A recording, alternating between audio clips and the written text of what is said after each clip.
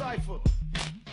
Yeah, yeah, yeah. Snitches love to hear my name over they police scanners. I should be deserted, bitch, I'm nuts and bananas. Show me somebody fucking with the hatchet, I don't know, man. If them boys beast, what the fuck that make me cold, man? I'm a monster, tougher than a Tonka. Y'all boys sweet, fucking call him Willy Wonka. Axe to the forehead, bats to the cranium. Bootleg's an animal, there ain't no restraining them. Most rappers are pussy, I smoke them like a cigarette. Bitch talking shit for getting beat up by Juggalotus. What's going on, everybody? Juggalotus with Faygoluvers.net on the phone today for part 2 of my interview with the Dayton Family with none other than Bootleg. What's up, man? How you doing? Hey, what's happening with you, family? How you doing, man? I'm good, man. We hear a lot of great things coming out of the Dayton Family camp coming up, and I wanted to get in touch with you and give you guys a chance to let us know what's happening. First thing I want to hit, we advertised the Flintstone, Meet the Flintstones tour with Schizo coming up. Okay. What can family expect from that, man? I know last time, we've seen you, it's of course been with ICP out on the road doing your thing.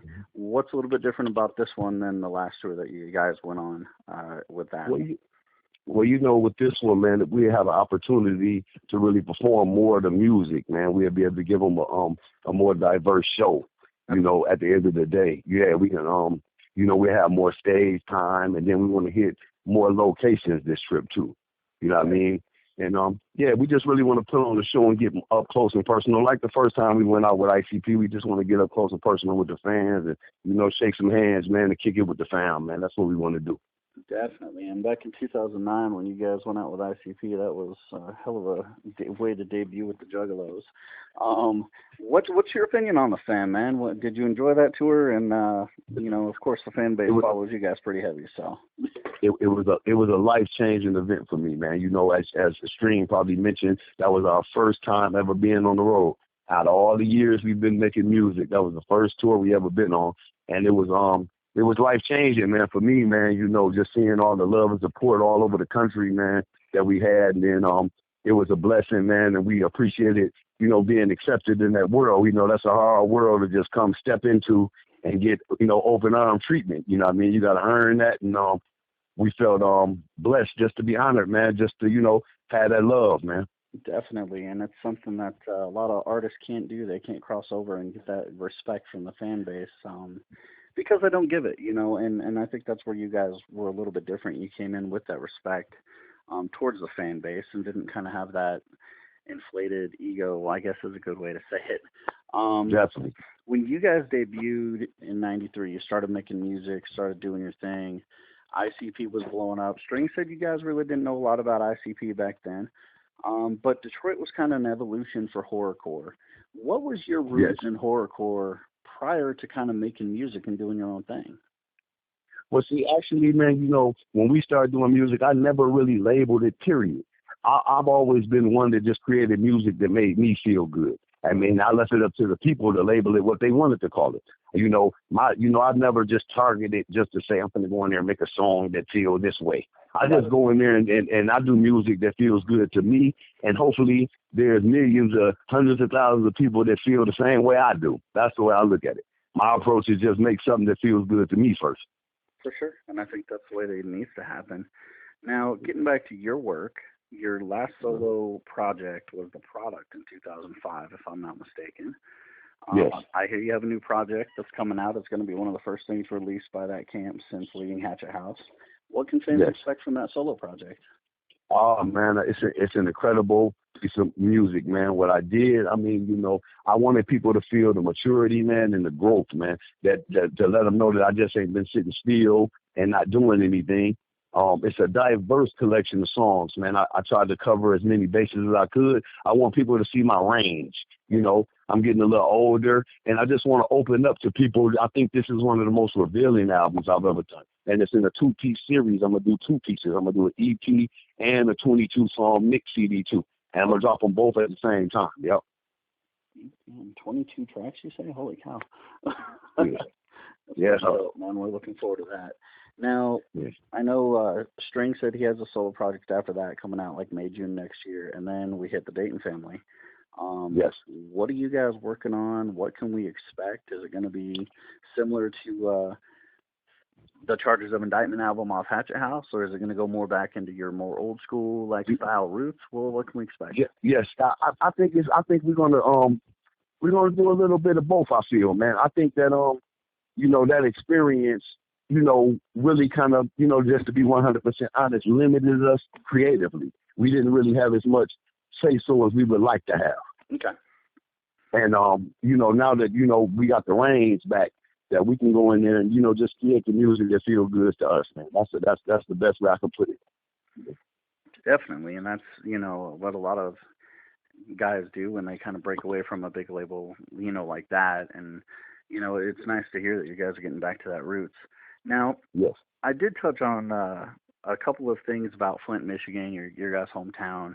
Was straying a little bit about the culture you guys grew up in, the type of things that you were involved in. Of course, your influences were NWA, Ghetto Boys, that type of music. And he mentioned being real heavy into the gang culture. Yes. How did that influence you as far as musically? The society that you kind of grew up in, how did that influence your music? Actually, it made the music for me. I mean, when I first started making music, it was just to entertain, my poor friends that were poor like me. We didn't have video games or no outlets. We had to sit on the porch and come up with shit to do, either get in trouble or entertain each other. You know what I mean? So that's what it was for me. It initially started just, making music to make my friends happy and make us feel good, just sitting on my front porch type of thing.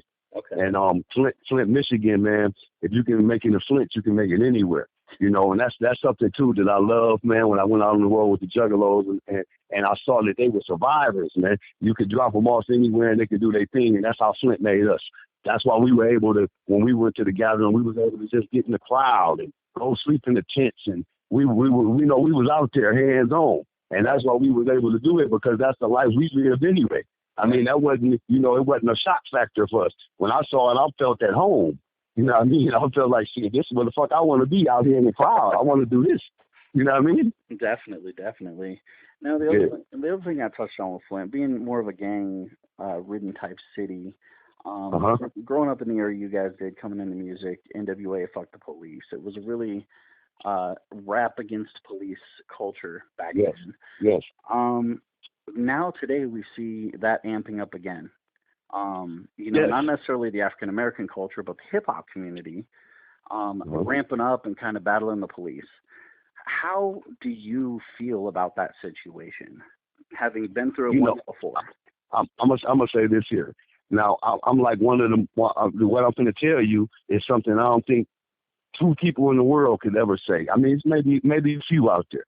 But me personally, right, I've been through every single phase of the criminal justice system from A to Z, not skipping no step.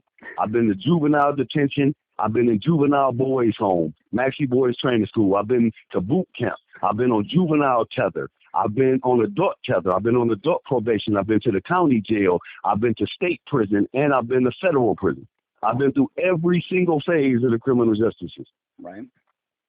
We're not missing man. So my outlook on law enforcement is that, just to be politically correct, that it needs to be reformed anyway. It's fucked up. It ain't fair. I mean, everybody, people taking cops and getting sent to prison for bullshit that they ain't do. The police, they don't follow no rules or laws when they arresting motherfuckers. They fucking up people's lives over weed and petty shit like that. I mean, and then when you get out of prison, you can't get no fucking job. They made child support a felony. That's just fucking people's lives up. I mean, how you gonna lock me up for making a baby like it's a crime?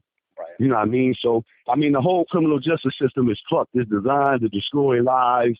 And that's, at the end of the day, that's why people are so angry at the police. Fuck the police. Because at the end of the day, you just a spearhead for all the discrimination that's in the system once you get in it. Right, of course. So, getting back to more hip-hop base here, the influences you guys say, of course, Run DMC, Michael Jackson, LL, Ghetto Boys, Tupac.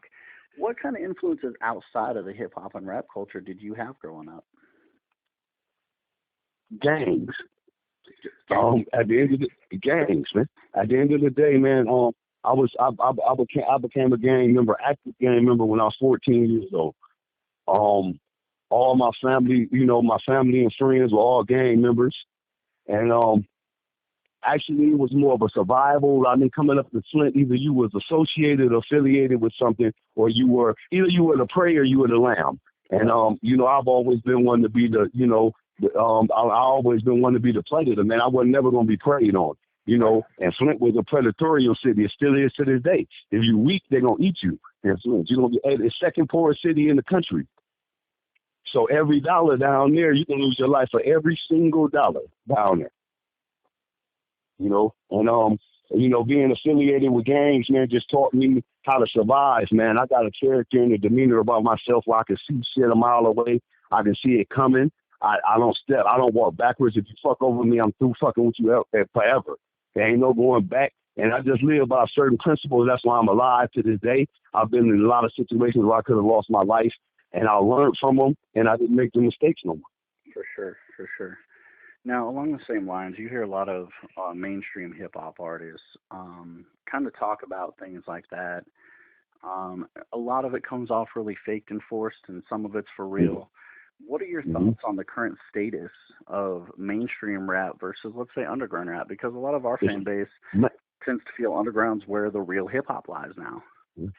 Mainstream rap is whack as fuck because it's not filtered no more. Back in the early 90s, late 80s, man, back in the early 90s, late 80s, you had to get fucking permission. You had to be stamped to be a rapper talking about street shit. Now you got motherfuckers, you got clowns, man. You got bitch ass motherfuckers that's just talking about shit they never done.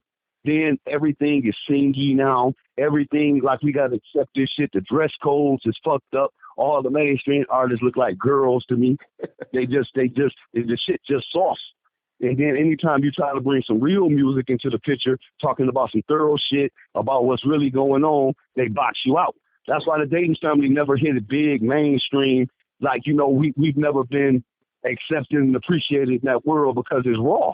Right. We're not sugarcoating it just because the label say you can't say fuck them or fuck this. They'll change their music. Me, I'll fight for that fuck word, just the one. If they tell me to change the fuck in my song, I'm going to say, no, I want that in there and make my song feel strong. Right. And that's the difference, man. These new rap shit is so whack to me, man. I don't even be liking my children to listen to it. I'll be like, man, that's not rap. I'll be bringing them back to the 90s. My sons know about everything, UGK, everything, all the old music, everything. Run DMC. My son's 11 years old and know about Run DMC. You can ask a lot of the mainstream rappers who sing you a Run DMC song and they couldn't even sing it. Definitely. My sons are the same way. I've definitely inundated them with the hip-hop I grew up with. I grew up on the West Coast, so we had Scoop and NWA. Yeah, there you go. That was my style, man. We got a radio station here in Tucson that just started bumping classics. So we're talking, they were playing PM Dawn the other day, like just old stuff, man. It was dope. Yes, yes, man. Hey, back then, man, rap, man, I'm going to say this too. Back then, it was 30, 40 different sounds of music. Oh, yeah. You can go get a diverse variety. And then I told my sons, man, they don't even know what it feels like to open a CD case and look at the graphics and read the credits. That them days gone, man. Right. And that's what Sue and I talked about, too, with your upcoming release. So you're going to have a few hard copies, but diving into that digital side of things, it's definitely where hip-hop has gone. Yes. I'm like you. I'm an old school cat, man. I like having the jewel case and the the booklet, and like that's my thing. Yes, man, definitely.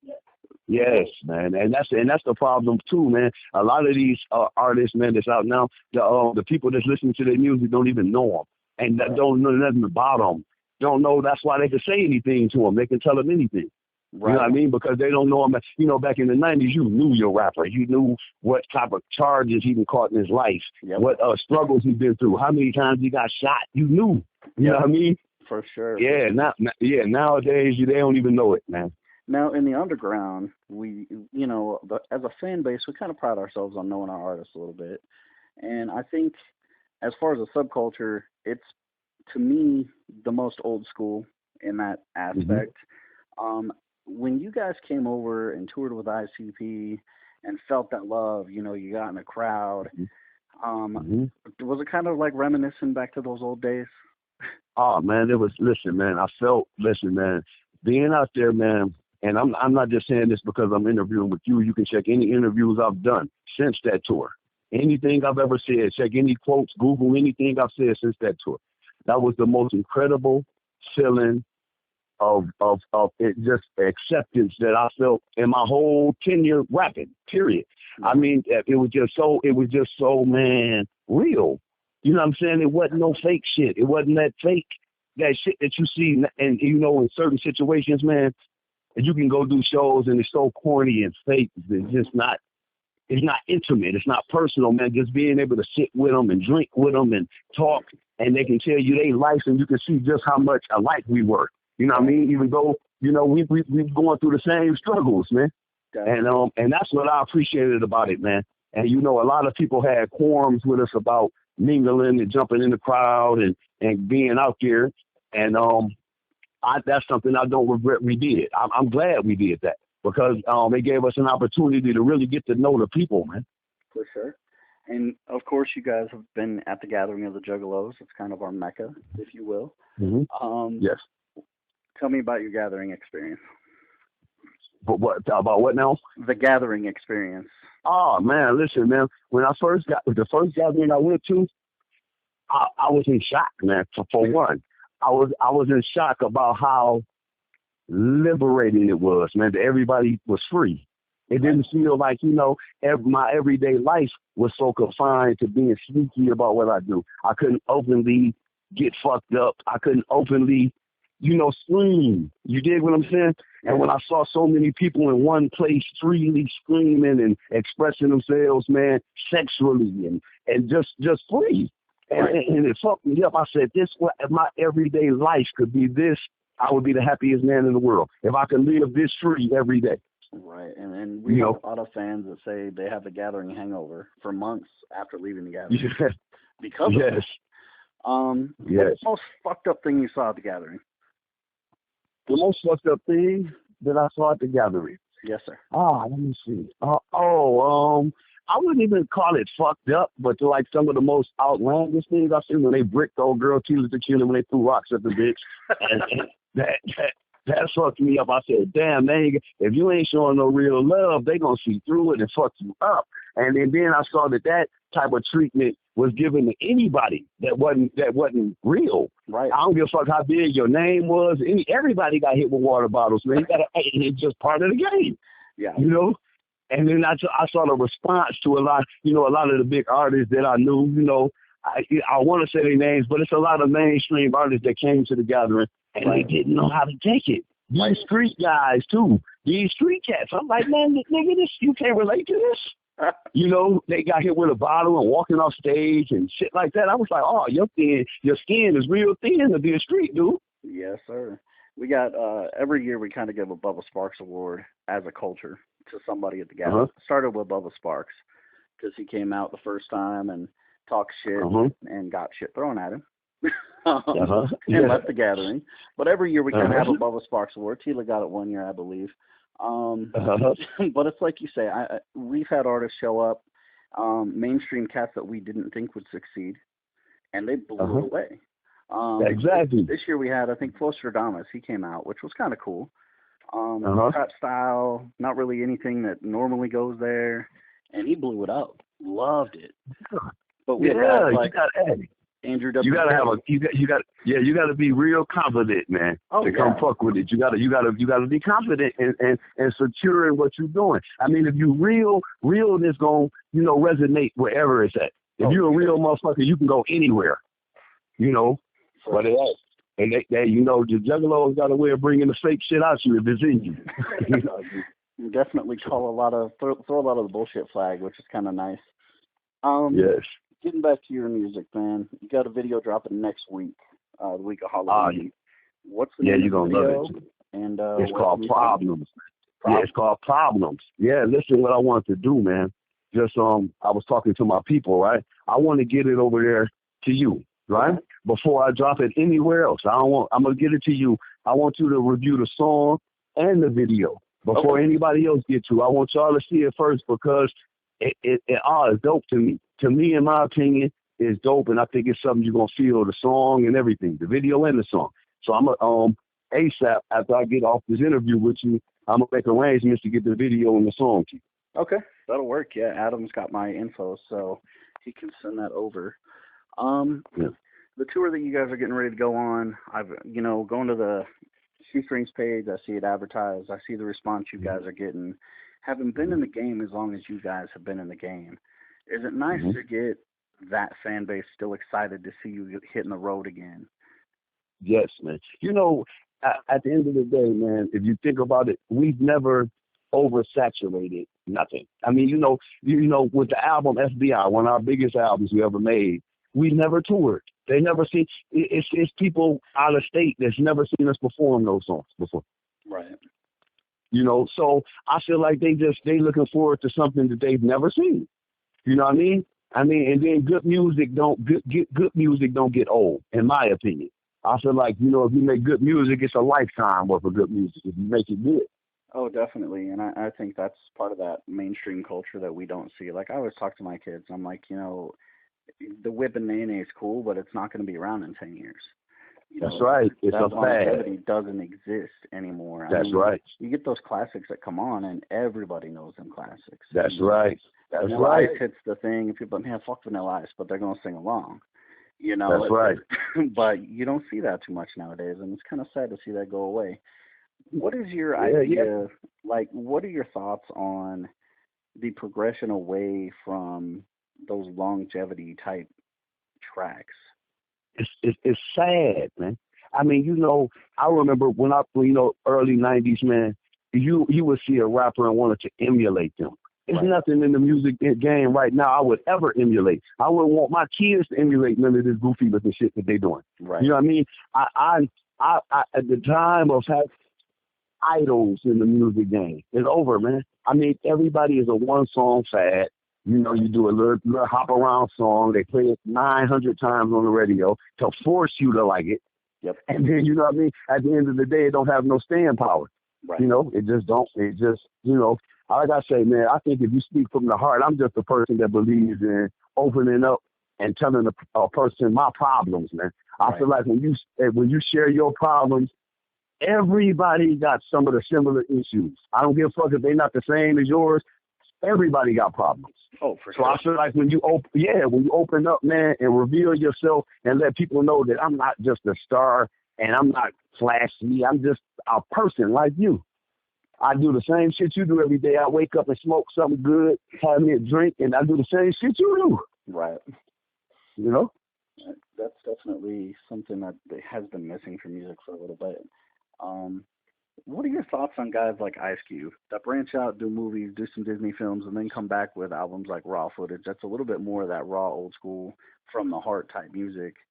What do you think about it? Well, I'll say Ice Cube because he's one of my favorite artists, but a guy like him branching out and then coming back into the game and getting kind of ostracized for, oh, you ain't gangster, you're doing Disney films. Well, I think that at this point in Cube's career, it's more of a financial game for Cube anyway. Right. For one, and let me say this too: the first time I ever met Cube was at the Gathering. Too. I'm gonna say this. Yeah, I respect Cube. I mean, I respect any entrepreneur, man, that can turn, shit into sugar, man. If you can get into the movie game and do that, man, then just when you come back to music, come back from that perspective. I'm a movie guy now. Don't come back gangster because you're not out in the streets no more. Right. I think that it just be honest, man. I mean, you can still talk about real shit. It ain't got to be no, it ain't got to be 1980 Cube or it ain't got to be that back then. You know what I mean? Yeah, you can be real, man. You can be real and tell people that you've grown up too. Definitely, and I think that's the one thing that Shoestring has highlighted and you highlighted both, is that the albums you're releasing are a maturity of your albums. Yes. Because y'all have matured as people, and it's nice to see that evolution, especially from artists. Yes. Final question, man. It's been a quick 20 minutes. I love interviews that go smooth, man. You guys are awesome. What is your final thoughts to the fans, Juggalos, Dayton Family fans, old school fans?